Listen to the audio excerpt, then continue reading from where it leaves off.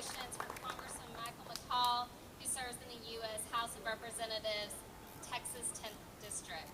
He has written a speech to be presented here today to each and every one of you. It is as follows.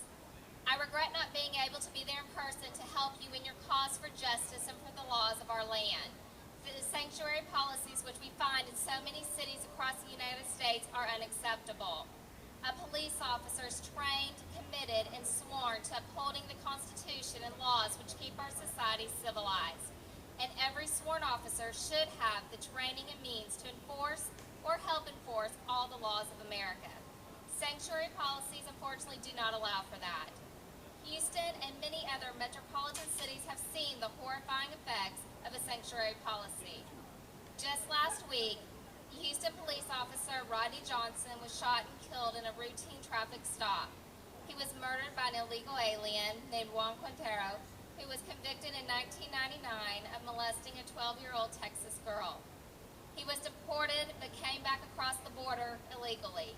Quintero had a 9mm handgun hidden in his waistband and shot Officer Johnson 4 times in the head after he was placed in custody. Officer Rodney Johnson did not have to die at the hands of this murderer who was in our country illegally.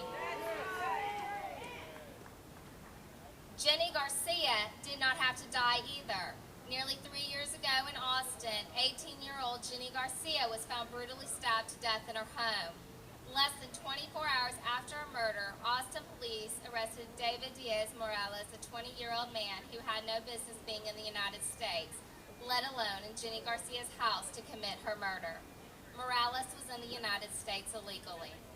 Like Quintero, Morales had previously been arrested for molesting a child and was a pedophile. But because of the sanctuary policy, he was not deported. Instead, Morales was released from prison and brutally murdered Jenny Garcia. Jenny did not have to die. Officer Rodney Johnson did not have to die. These are just 2 examples, but there are many other victims who didn't have to die. Unfortunately, there are many other horrific stories of those victimized at the hands of illegal aliens.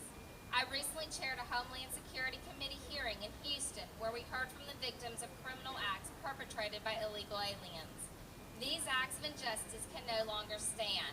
The time to act is now.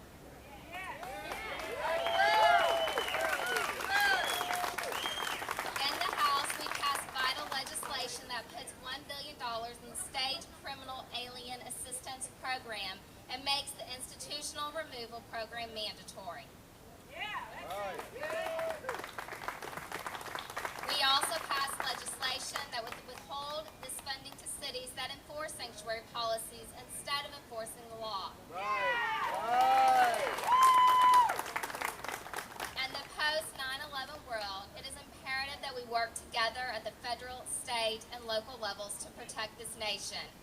Just last week, the House passed a bill that reaffirms the inherent authority of state and local law enforcement to voluntarily investigate, identify, apprehend, arrest, detain, and transfer illegal immigrants to federal custody.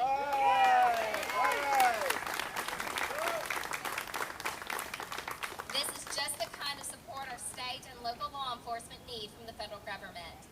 Unfortunately, state and local law enforcement agencies, such as the Texas prison system, have had to incur great costs to assist the federal government in its border security functions without being reimbursed for their expenses.